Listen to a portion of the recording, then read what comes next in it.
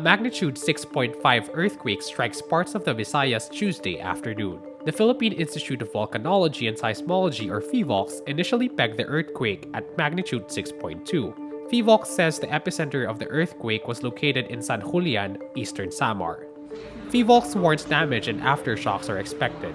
In a separate advisory, PHIVOLCS says there is no threat of a tsunami. The Visayas earthquake hit just a day after a magnitude 6.1 tremor rocked Metro Manila and parts of Luzon, causing deaths, injuries, and damage.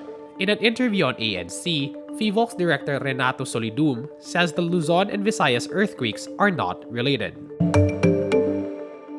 Pampanga's provincial board on Tuesday places the province under a state of calamity following a strong earthquake that struck the island of Luzon. Vice Governor Dennis Pineda says he asked the mayors of Apalit, Santo Tomas, and Guagua towns, where there are branches of Luzon supermarket, to order the temporary closure of the grocery stores to give way to structural assessments. The Luzon supermarket that sits at the ground floor of the 4-story building in Porac town collapsed during the earthquake, trapping people underneath the rubble. Sige, labas ka na sir, labas. Makakalakad ka ba? Sige, alalayan mo dyan, pre. Dahan-dahan lang. Mag-isa ka na lang dyan. Sige.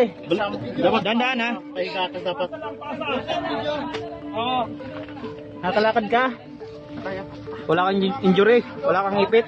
Rescuers had so far retrieved 4 dead and 8 injured workers of the grocery store. Pineda says they cannot account for all the more than 90 Luzon workers. Governor Lilia Pineda also declares a suspension of work in public and private institutions in the entire province. Philippine National Police Chief Oscar Albayalde says they will probe the journalists and lawyers in the controversial ouster matrix released by Malacanang Monday. We conduct validation. So that anytime nahingan kami ng comment namin o ng information coming from us, we can give them information ng mabilis. At least naka-prepare na kami. Hindi yung hintayin pa namin utusan kami. Albayalde says they are conducting their probe under their own initiative, without an order from President Rodrigo Duterte.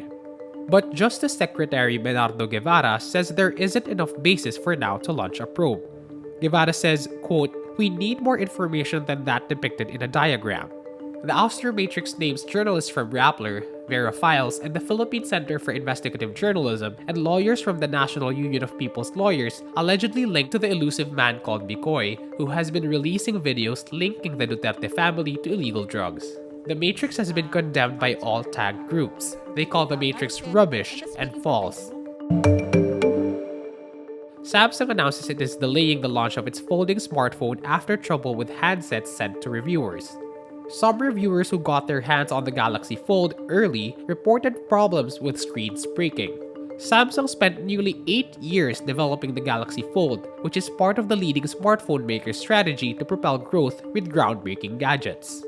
Samsung is no stranger to device issues. Its reputation suffered a major blow after a damaging worldwide recall of its Galaxy Note 7 over exploding batteries in 2016. Britain's Prince Louis of Cambridge turns 1 on Tuesday. Kensington Palace releases new photos to mark the occasion on social media. The photos were taken by his mother Kate, the Duchess of Cambridge, early in April at the royal family's country home at Sandringham Estate. Louis is 5th in line to the British throne after his grandfather Prince Charles, father Prince William, older brother Prince George, and older sister Princess Charlotte. Filipino comedian Mikey Bustos comes out as part of the LGBT community over the Easter weekend. In an Instagram post, the YouTube sensation thanks those who've been sending positive messages his way. Bustos earlier posted photos of himself and partner RJ Garcia, who is also his manager. Mikey first shot to fame because of his funny parody videos on YouTube.